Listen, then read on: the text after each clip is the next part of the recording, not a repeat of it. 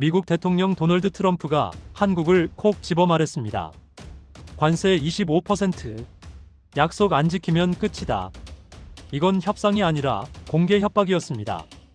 보통 이런 말이 나오면 주식은 폭락합니다.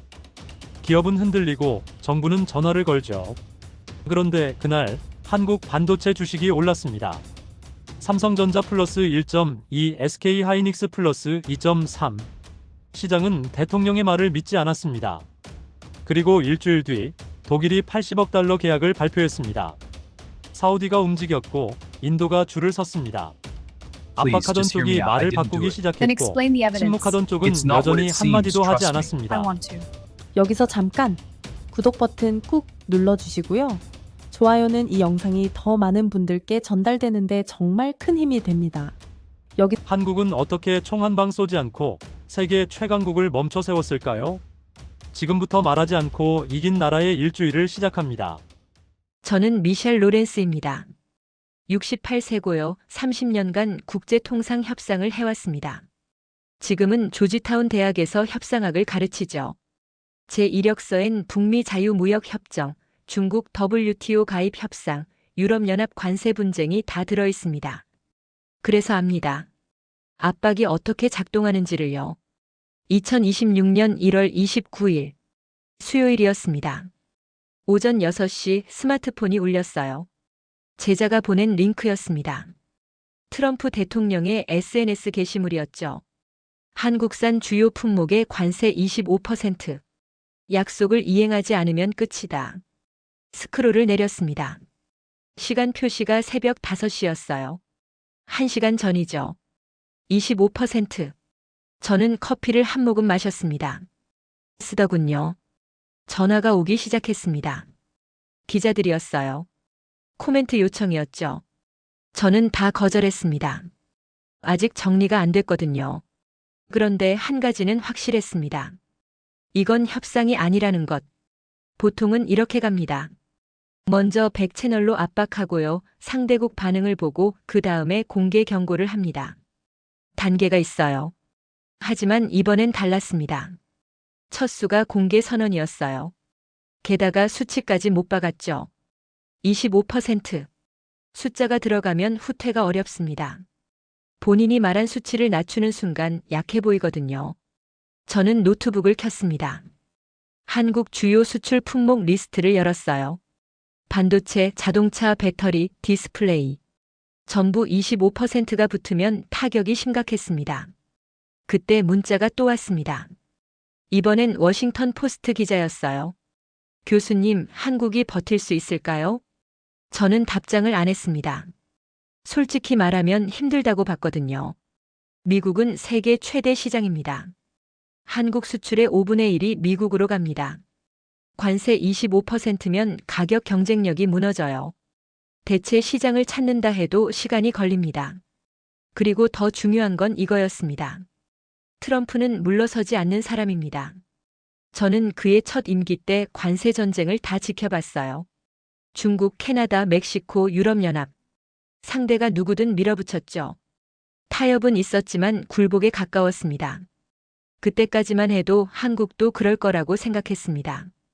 오전 10시쯤이었을 겁니다. CNN에서 속보가 나왔어요. 백악관 대변인 브리핑이었죠. 기자가 물었습니다. 관세 조치의 근거가 뭡니까? 대변인이 대답했어요. 한국이 약속한 투자를 이행하지 않았습니다. 저는 그 말을 3번 다시 들었습니다. 약속?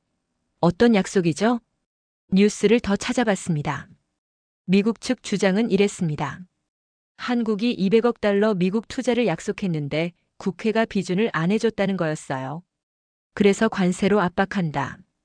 그런 논리였죠. 저는 한숨을 쉬었습니다. 이건 명분이 약합니다. 한국은 삼권 분립 국가예요. 정부가 약속해도 국회가 동의 안 하면 안 됩니다. 이건 제도의 문제지 악의가 아니거든요. 하지만 트럼프는 그걸 상관 안 합니다. 그에게 중요한 건 결과예요. 과정이 아니라. 그리고 이건 국내 정치용이었습니다. 미국 경제가 좋지 않았거든요. 물가는 높고 일자리는 불안정했죠. 대통령 지지율도 떨어지고 있었습니다. 이럴 때 필요한 게 뭡니까? 적입니다. 밖에 적을 만들면 안이 단결하거든요. 그리고 한국은 딱 좋은 상대였습니다. 동맹국이라 위험하지 않고 경제 규모는 크고 반도체 같은 핵심 품목도 있고요. 때리면 효과가 나는 상대였던 겁니다. 저는 전화 한 통을 받았습니다. 옛날 동료였어요. 국무부에 있는 친구였죠. 마이클, 이거 진짜 밀어붙일 것 같아. 그가 말했습니다. 백악관이 이미 단계별 시나리오를 짰어. 일주일 내로 한국 정부 반응이 안 나오면 추가 품목 지정한대. 저는 물었습니다. 추가 품목이 뭔데? 배터리. 전화를 끊고 나서 저는 한동안 가만히 앉아 있었습니다. 배터리까지 건드리면 이건 무역 분쟁이 아닙니다. 산업 와해예요. 그런데 이상했습니다. 한국 정부가 너무 조용했거든요. 보통은 이럴 때 즉각 성명이 나옵니다. 유감 표명, 동맹 강조, 협상 의지 같은 거요. 그런데 한국은 아무 말도 안 했습니다. 저는 그게 겁먹은 거라고 생각했어요. 대응을 못하는 거라고 봤죠. 하지만 그때까지만 해도 아무도 몰랐습니다. 이 침묵이 전략이라는 걸. 그날 오후 저는 상무부 자료를 구했습니다. 공식 문서는 아니었어요. 내부 검토 보고서였죠. 제 인맥 중 한 명이 조용히 넘겨준 겁니다. 파일을 열었습니다. 제목이 이랬습니다. 한국 관세 조치 예상 시나리오 및 효과 분석. 저는 천천히 읽기 시작했어요. 첫 페이지는 숫자였습니다. 한국의 대미 수출액, 품목별 비중, 관세 적용 시 예상 타격. 전부 계산되어 있었죠. 그런데 두 번째 페이지부터 달랐습니다. 한국 국회 입법 절차 분석. 저는 멈췄습니다. 입법 절차요? 스크롤을 내렸습니다. 한국 국회의 예산안 심의 기간, 여야 의석수, 최근 통과율, 정쟁 이슈까지 다 정리되어 있었어요. 그 다음 페이지에는 이런 문장이 있었습니다. 한국 정부는 행정부 단독으로 대규모 예산 집행이 불가능하다. 반드시 국회 동의를 거쳐야 하며 현재 여소야대 구조상 야당 협조 없이는 통과가 어렵다. 그 아래 결론이 적혀 있었습니다. 관세 압박을 통해 한국 정부가 국회를 설득하도록 유도. 최종 목표는 200억 달러 투자 법안의 조기 통과. 저는 파일을 닫았습니다. 이제 이해가 됐어요. 이건 돈을 받으려는 게 아니었습니다. 한국 국회를 움직이려는 거였어요. 미국 입장에서 보면 영리한 계산이었습니다. 한국 정부에 돈을 내라고 하면 정부는 국회가 안 된다고 할 겁니다. 하지만 관세를 걸어버리면요? 국내 압박이 생기죠. 기업들이 아우성칠 겁니다. 수출이 막혔으니까요. 언론도 떠들 거고요. 그러면 여론이 정부를 압박합니다. 어떻게든 해결해라라고요. 그럼 정부는 국회로 갑니다. 야당도 못 버팁니다. 국민 여론이 무서우니까요. 결국 법안이 통과됩니다. 미국은 200억 달러를 받고 관세를 철회하고 협상으로 해결했다고 발표하죠. 깔끔합니다. 그런데 여기엔 함정이 하나 더 있었습니다. 저는 보고서 마지막 페이지를 봤어요. 부수 효과 동맹국 압박 선례 확립. 밑에 작은 글씨로 이렇게 적혀 있었습니다. 한국 사례가 성공할 경우 일본 대 만이유 등 타 동맹국 대상 유사 전략 적용 가능. 저는 쓴웃음이 나왔습니다. 이건 한국만의 문제가 아니었습니다. 한국이 무릎 꿇으면 다음은 일본입니다. 그 다음은 독일이고요. 미국은 이 방식을 시스템으로 만들려는 거였어요. 그리고 솔직히 말하면 통할 것 같았습니다. 한국이 버틸 이유가 없었거든요. 저녁 무렵 워싱턴의 한 레스토랑에서 만난 사람이 있었습니다. 상무부 고위 관료였어요. 이름은 밝힐 수 없습니다. 그는 스테이크를 자르며 말했습니다. 마이클, 이번엔 다릅니다. 저는 물었어요. 뭐가요? 한국이 움직일 겁니다. 빠르게요. 그가 와인을 한 모금 마셨습니다. 우리가 계산한 바로는 사흘 안에 한국 정부가 협상 테이블로 나올 겁니다. 그리고 일주일 안에 국회 설득 계획을 내놓을 거예요. 저는 되물었습니다. 그렇게 확신합니까? 동맹도 결국 돈 앞에서는 움직입니다. 그는 그렇게 말했어요. 저는 고개를 끄덕였습니다. 틀린 말이 아니었거든요. 하지만 뭔가 찝찝했습니다. 한국이 정말 그렇게 쉽게 움직일까요? 그날 밤 집으로 돌아와서 뉴스를 켰습니다. CNN, 블룸버그, 로이터 다 돌려봤어요. 한국 관련 뉴스는 계속 나왔습니다. 전부 비슷한 논조였어요. 한국 경제 위기, 반도체 수출 타격, 삼성 현대차 주가 하락 우려. 그런데 이상한 게 하나 있었습니다. 한국 정부 인터뷰가 없었어요. 외교부도 산업부도 청와대도 아무 말이 없었습니다. 기자들이 물어봐도 검토 중이라는 말만 반복했죠. 저는 리모컨을 내려놨습니다. 이건 두 가지 중 하나였어요. 준비가 안 된 거, 아니면 일부러 안 하는 거. 저는 전자라고 생각했습니다. 한국이 당황한 거라고 봤죠. 그런데 그때까지만 해도 몰랐습니다. 한국은 이미 다 알고 있었다는 걸. 미국이 노리는 게 국회라는 것도, 입법 절차를 압박하려는 것도, 그리고 이게 선례가 될 거라는 것도요. 한국은 침묵하고 있었지만 가만히 있던 게 아니었습니다. 움직이지 않은 게 아니라 싸울 판을 안 만든 거였어요. 그리고 이 순간부터 관세는 경제 문제가 아니라 질서의 문제가 됩니다. 다음 날 아침 저는 평소처럼 블룸버그 터미널을 켰습니다. 한국 시장 개장 시간이었어요. 미국 시간으로는 전날 저녁이죠. 코스피 지수가 화면에 떴습니다. 저는 하락을 예상했어요. 최소 3%는 빠질 거라고 봤죠. 관세 폭탄이 터졌는데 안 빠지는 게 이상하니까요. 숫자가 움직이기 시작했습니다. 마이너스 0.3%. 저는 눈을 깜빡였습니다. 0.3이요? 오전 10시쯤 30분이 지났습니다. 지수는 거의 그대로였어요. 횡보였죠. 저는 개별 종목을 확인했습니다. 삼성전자 플러스 0.2%, SK 하이닉스 플러스 0.5%, 현대차 마이너스 0.1%, LG 에너지 솔루션 플러스 0.3%. 저는 화면을 다시 봤습니다. 이게 맞나? 관세 25%가 발표됐는데 반도체 주가가 오르고 있었어요. 전화가 왔습니다. 제 제자였습니다. 월스트리트에서 일하는 친구였죠. 교수님, 한국 장 보셨어요? 지금 보고 있어. 이상하지 않습니까? 떨어져야 정상인데. 저는 대답했습니다. 아직 반응이 안 나온 것 같은데. 아니요, 거래량은 정상입니다. 반응이 나온 건데 안 떨어지는 거예요. 전화를 끊고 저는 다른 시장도 확인했습니다. 홍콩, 대만, 일본, 한국 관련주들이 다 올라가 있었어요. 특히 반도체 장비주들이 강했습니다. 점심때쯤 로이터에서 기사가 하나 떴습니다. 한국 증시 관세 발표에도 안정세 외국인 매수 지속. 기사 내용은 이랬습니다.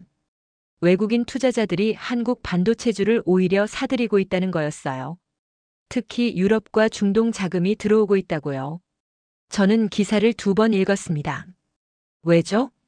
관세가 붙으면 한국 제품 가격이 오릅니다. 경쟁력이 떨어지죠. 그럼 실적이 나빠지고 주가가 빠져야 정상인데. 그런데 외국인들은 사고 있었어요. 저는 전화를 몇 통 돌렸습니다. 런던, 프랑크푸르트, 싱가포르에 있는 펀드 매니저들한테요. 다들 비슷하게 대답했습니다. 한국 반도체는 대체 불가능합니다. 관세를 붙여도 살 수밖에 없어요. 미국이 한국 없이 못 돕니다. 한 명은 이렇게 말했어요. 마이클 시장은 트럼프를 안 믿습니다. 저 관세는 실현 안 될 겁니다. 저는 물었습니다. 왜 그렇게 생각하십니까? 미국 기업들이 가만히 안 있을 겁니다. 애플, 엔비디아, 퀄컴 전부 한국 부품 없이는 못 돌아가요. 오후 3시 한국장이 마감됐습니다. 코스피는 플러스 0.6%로 마감했어요. 삼성전자는 플러스 1.2%, SK 하이닉스는 플러스 2.3%. 저는 숫자를 보며 중얼거렸습니다. 이건 계산이 맞지 않는데. 저녁에 백악관 쪽에서 연락이 왔습니다. 비공식 채널이었어요. 한국 시장 상황 보셨습니까? 맞습니다. 우리도 예상 바뀝니다. 분석 좀 부탁드려도 될까요? 저는 잠시 망설였습니다. 뭐라고 말해야 할까요? 솔직히 저도 이해가 안 됐거든요. 시장이 관세 실현 가능성을 낮게 보고 있는 것 같습니다. 왜죠? 한국 공급망이 너무 깊이 박혀 있어서요. 끊으면 미국도 타격입니다. 상대방이 잠시 침묵했습니다. 그럼 압박이 안 먹힌다는 겁니까? 저는 대답했어요. 아직 모르겠습니다. 하지만 시장은 이미 판단을 내린 것 같습니다. 전화가 끊겼습니다. 저는 의자에 기대 앉았습니다. 뭔가 틀어지기 시작했어요. 미국은 한국 정부가 패닉에 빠질 거라고 예상했습니다. 국회를 압박하고 급하게 협상 테이블로 나올 거라고 봤죠. 그런데 한국 정부는 조용했고 시장은 오히려 올랐습니다. 이건 시나리오에 없는 상황이었어요. 그날 밤 저는 잠을 제대로 못 잤습니다. 머릿속에서 숫자가 계속 돌았거든요. 플러스 0.6%, 플러스 1.2, 플러스 2.3. 시장이 대통령을 안 믿는다? 아니면 시장이 한국을 믿는 건가? 그때까지만 해도 확신은 없었습니다.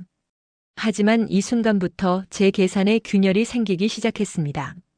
사흘이 지났습니다. 미국 상무부가 예상한 기한이었어요.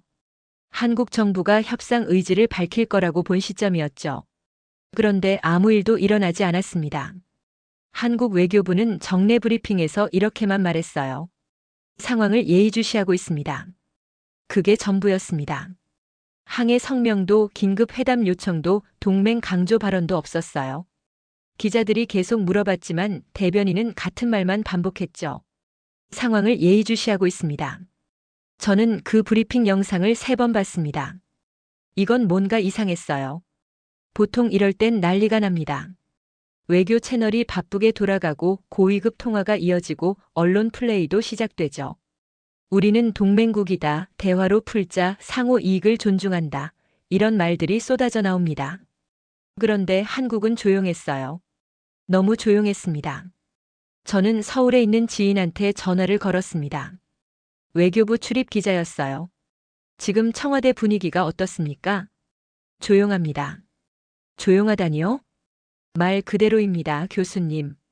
회의는 계속 열리는데 밖으로 새는 게 없어요. 평소 같으면 누군가 귀띔이라도 하는데 지금은 완전히 막혀 있습니다. 정부가 당황한 겁니까? 기자가 잠시 말을 멈췄습니다.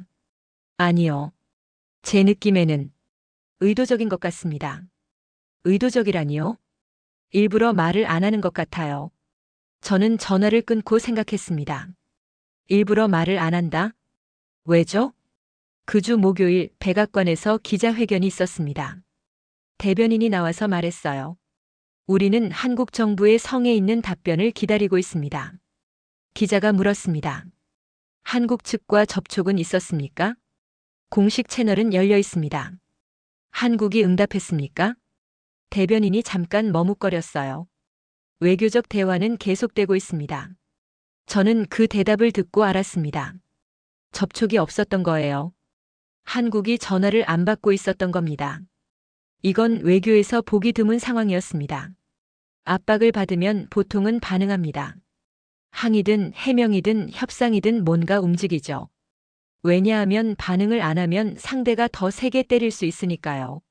그런데 한국은 반응 자체를 안 하고 있었습니다. 저는 오래된 협상 교과서 하나를 꺼냈어요. 거기 이런 구절이 있었습니다. 침묵은 2가지다. 약함의 침묵과 강함의 침묵. 약한 침묵은 할 말이 없어서 가만히 있는 겁니다. 강한 침묵은 말할 필요가 없어서 안 하는 거죠. 한국은 둘 중 어느 쪽이었을까요? 저는 전자라고 생각했습니다. 할 말이 없어서 가만히 있는 거라고 봤어요. 금요일 오후 워싱턴에서 비공식 모임이 있었습니다. 싱크탱크 연구원들이 모이는 자리였어요. 다들 한국 이야기를 했습니다. 한국이 왜 저러는 거야? 시간 끄는 건가?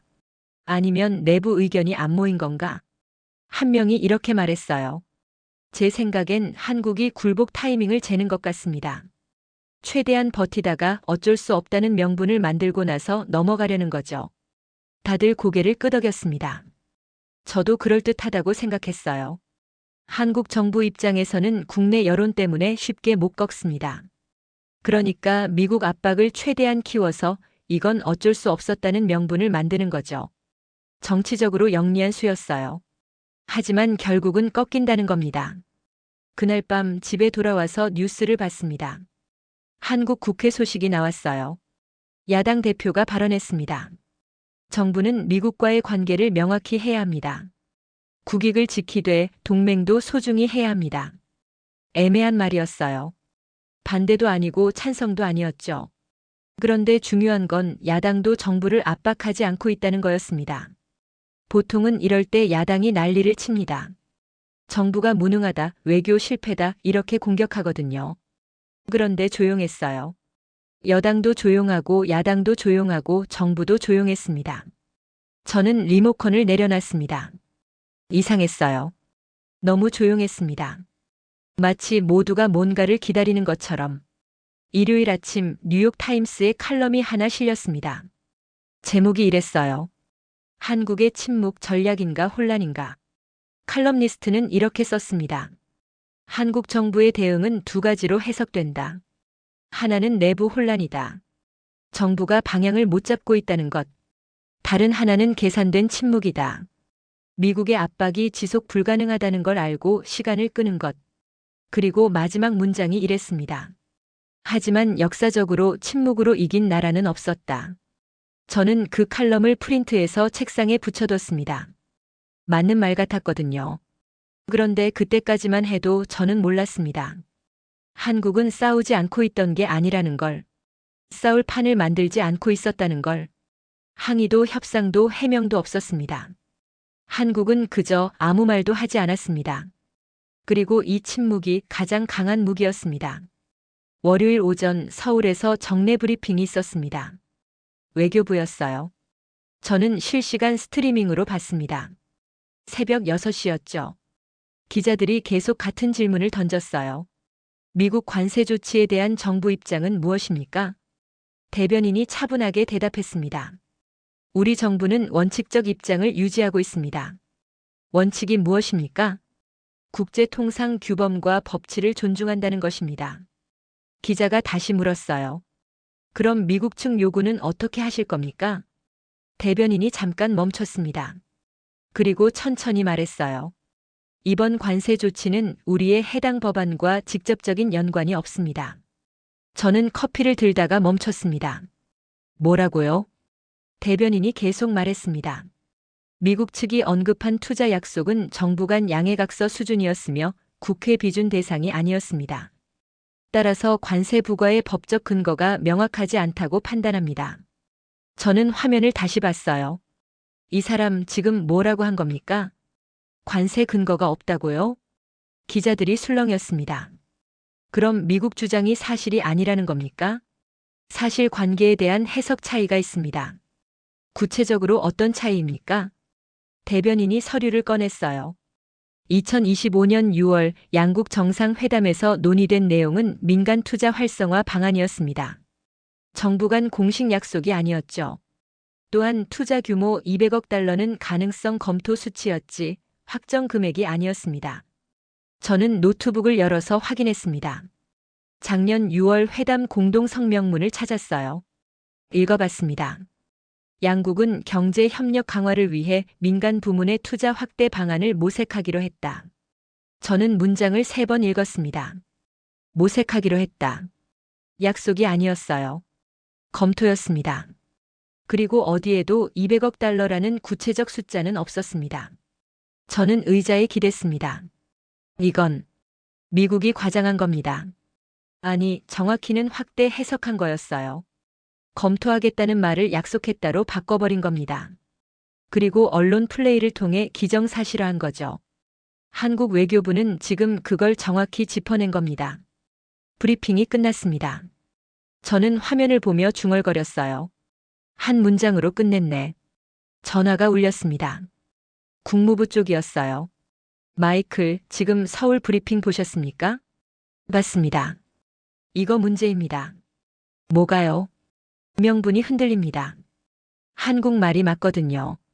상대방 목소리에 당황이 섞여 있었어요. 우리가 양해각서를 약속으로 포장했습니다. 그게 지금 드러난 겁니다. 저는 물었습니다.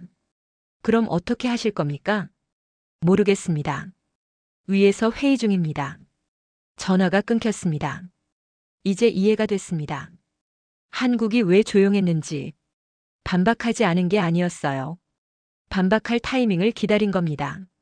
처음부터 반박하면 말싸움이 됩니다. 미국도 물러서기 어렵죠. 그런데 며칠을 기다렸다가 조용히 팩트만 던지면요? 상대방은 할 말이 없어집니다. 그리고 이미 관세를 선언한 미국은 명분 없는 압박을 한 꼴이 됩니다. 오후에 블룸버그에서 기사가 나왔어요. 한국, 미국 관세 법적 근거 부인. 백악관 곤혹. 기사 마지막 문단이 중요했어요. 만약 한국 주장이 사실로 확인되면 미국의 관세 조치는 WTO 규정 위반 소지가 있다. 이는 향후 국제통상 분쟁으로 비화될 가능성이 크다. 미국은 지금 진퇴양난입니다. 관세를 밀어붙이면 WTO에서 질 수 있어요. 명분이 약하니까요. 그렇다고 철회하면 위신이 깎입니다. 그리고 가장 큰 문제는 이겁니다. 한국은 한 문장만 던졌어요. 추가 발언도 항의도 협상 제안도 없었습니다. 그냥 팩트 하나만 던지고 다시 침묵했습니다. 이건 외교에서 가장 강한 수입니다. 상대방이 스스로 무너지길 기다리는 거니까요.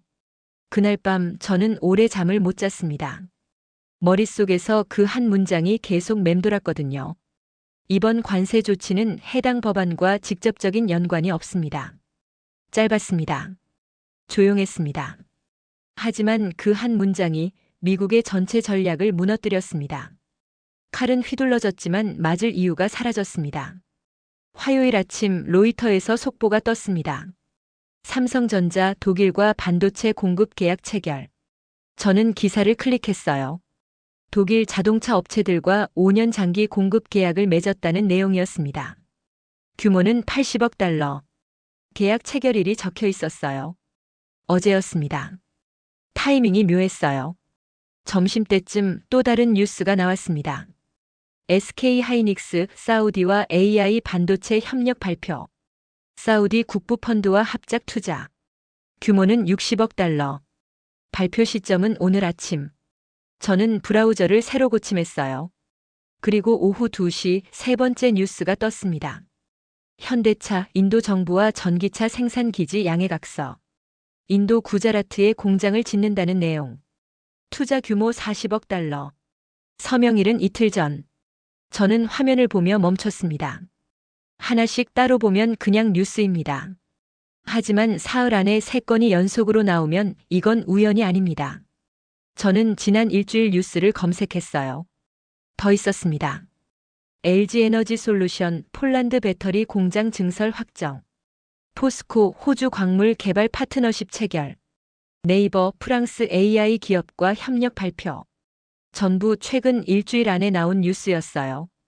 그리고 공통점이 하나 있었습니다. 미국이 빠져 있었습니다. 유럽, 중동, 인도, 호주. 전부 미국 아닌 곳이었어요. 저는 세계 지도를 펼쳤습니다. 한국 기업들의 최근 계약 지점을 표시했어요. 독일, 폴란드, 프랑스, 사우디, 인도, 호주. 지도에 점들이 찍혔습니다.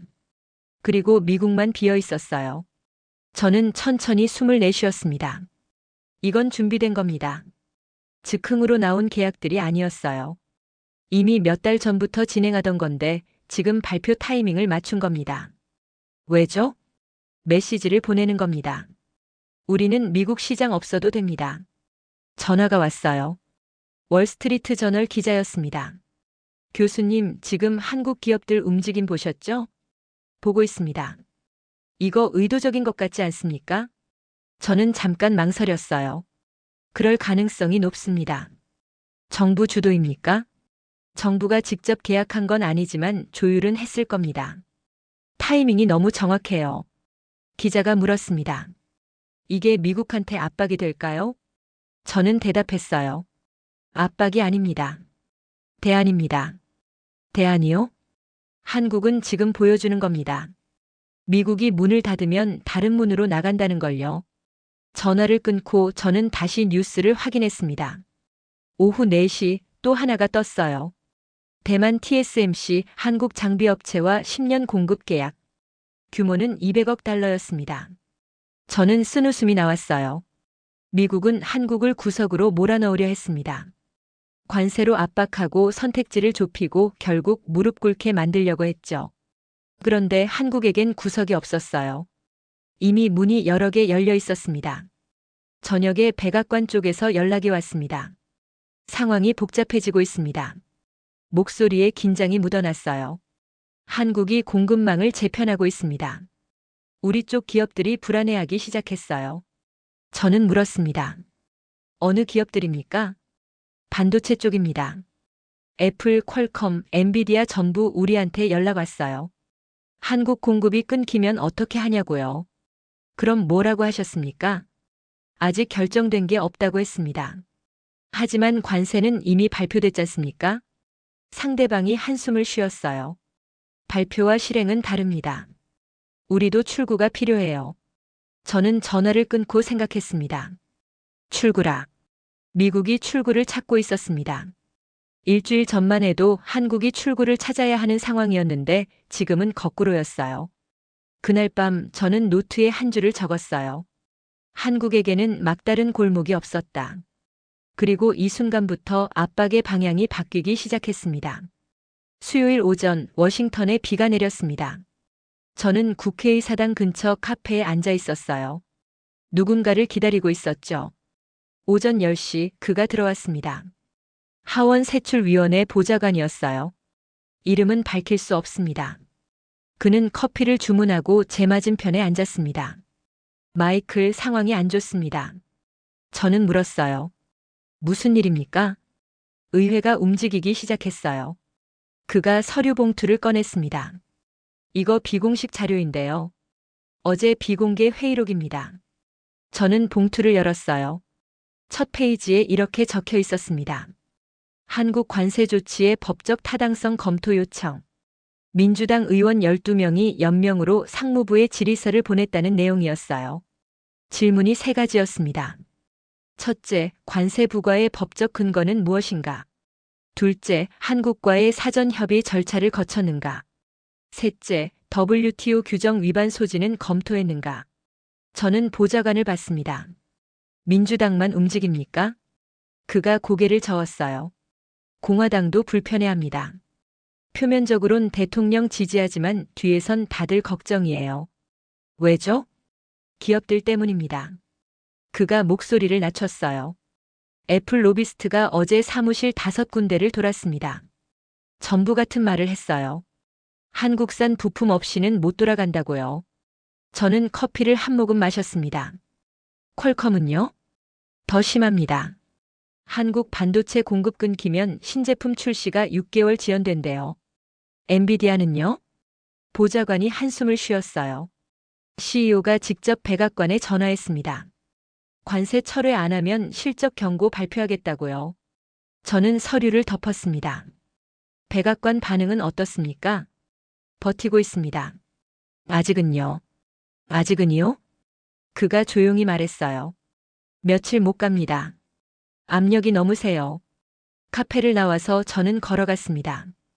비가 계속 내렸어요. 미국은 지금 안에서 무너지고 있었습니다. 대통령은 관세를 밀어붙이려 하고 의회는 법적 문제를 제기하고 기업들은 실익을 따지고 있었죠. 그리고 한국은 여전히 조용했습니다. 오후에 블룸버그에서 속보가 떴어요. 반도체협회 백악관의 서한. 한국 관세 재고 요청. 미국 반도체 산업협회가 공식 입장을 낸 겁니다. 서한 내용이 공개됐어요. 한국은 미국 반도체 산업의 핵심 파트너다. 관세 부과는 미국 기업의 경쟁력을 약화시킬 것이다. 신중한 재검토를 요청한다. 저는 기사를 읽으며 생각했습니다. 이건 경고가 아닙니다. 협박이에요. 기업들이 정부한테 협박하는 겁니다. 저녁 무렵 CNN에서 토론이 있었습니다.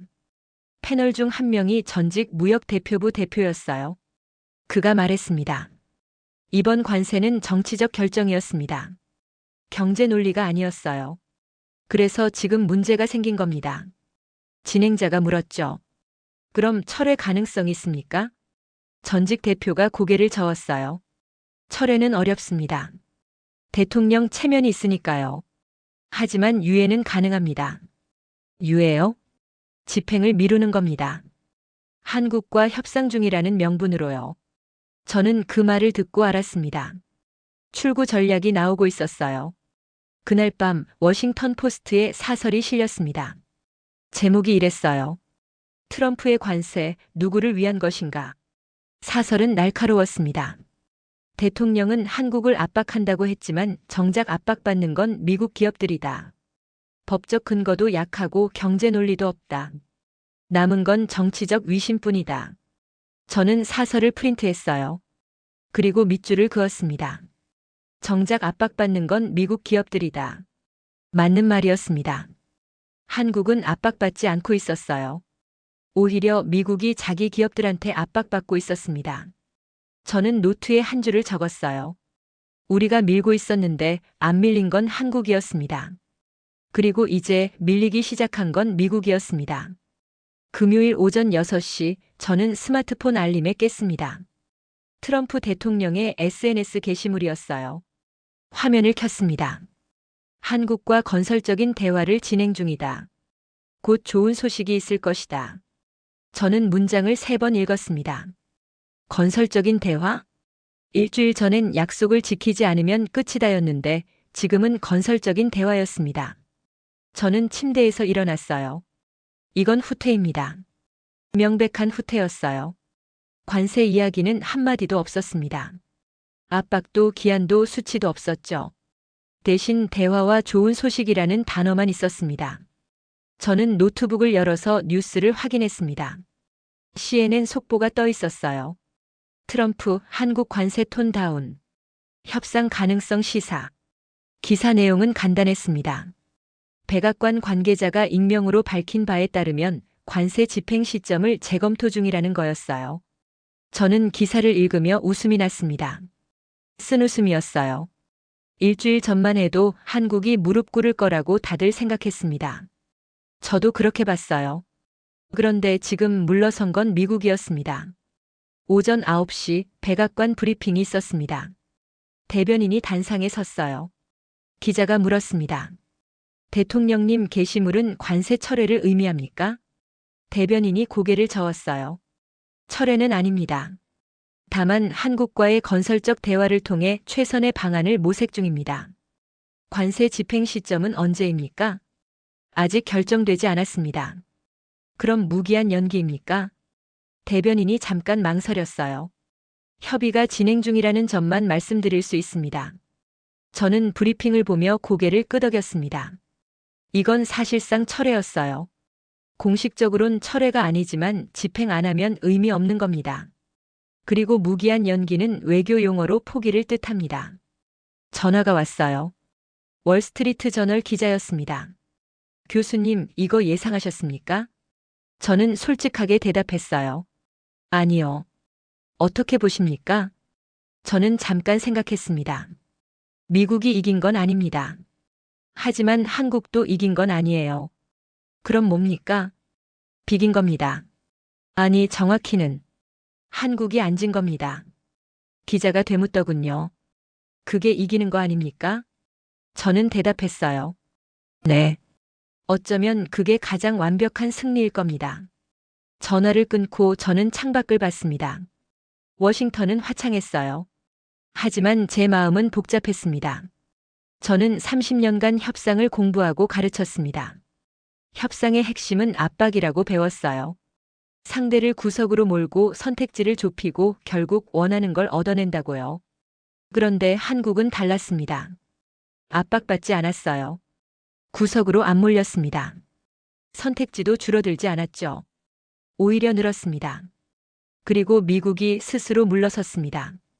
오후에 서울에서 브리핑이 있었어요. 외교부 대변인이 짧게 말했습니다. 우리는 원칙을 지켰고 앞으로도 그럴 것입니다. 그게 전부였어요. 승리 선언도 환영 발언도 감사 인사도 없었습니다. 그냥 원칙을 지켰다는 말만 했습니다. 저는 그 브리핑을 보며 감탄했어요. 마지막까지 절제하는 겁니다. 이기고도 자랑하지 않는 거였어요. 저녁에 뉴욕 타임스의 분석 기사가 실렸습니다. 제목이 이랬어요. 한국의 침묵 전략, 결국 미국이 먼저 말 걸었다. 마지막 문단이 인상적이었어요. 한국은 싸우지 않았다. 항의도 협상도 타협도 없었다. 다만 원칙을 지켰을 뿐이다. 그리고 그것만으로 충분했다. 저는 기사를 프린트했습니다. 그리고 책상 서랍에 넣었어요. 제자들한테 보여줄 생각이었습니다. 이게 진짜 협상이라고. 그날 밤 저는 오랜만에 일찍 잤습니다. 잠들기 전에 노트에 마지막 문장을 적었어요. 나는 협상을 가르쳐 왔습니다. 압박하는 법, 양보받는 법, 이기는 법을요. 하지만 한국은 제게 다른 걸 보여줬습니다. 흔들리지 않는 법을요. 한국은 한 발짝도 움직이지 않았습니다. 대신 세계가 움직였어요. 독일이, 사우디가, 인도가, 대만이 한국 쪽으로 왔습니다. 그리고 미국 기업들도 의회도 결국 대통령까지 움직였습니다. 한국 쪽으로요. 이건 제가 배운 협상이 아니었습니다. 압박도 양보도 타협도 없었어요. 그저 원칙만 있었습니다. 그리고 그 원칙이 세계 최강국을 멈춰 세웠습니다. 한국은 싸우지 않고 이겼습니다. 아니, 정확히는 싸울 필요가 없게 만들었습니다. 그리고 움직인 건 트럼프였습니다. 이 이야기는 관세 뉴스가 아닙니다. 원칙을 지킨 국가가 어떻게 패권을 멈춰 세웠는가의 기록입니다. 한국은 크게 싸우지 않았습니다. 목소리를 높이지도 협박하지도 굽히지도 않았습니다. 그저 흔들리지 않았을 뿐입니다. 그런데 그 흔들리지 않음이 세계를 움직였습니다. 미국은 힘으로 밀어붙였습니다. 한국은 원칙으로 버텼습니다. 그리고 일주일 뒤 물러선 건 힘이었습니다. 강함은 크기가 아니라 원칙에서 나온다는 걸 대한민국이 다시 한번 증명했습니다. 이 이야기가 자랑스러우시다면 댓글로 대한민국 화이팅 남겨주세요. 다음 이야기가 궁금하시다면 좋아요와 구독도 꼭 부탁드립니다. 알림 설정도 잊지 마세요. 대한민국의 또 다른 이야기로 곧 찾아뵙겠습니다. 감동 취재단이었습니다.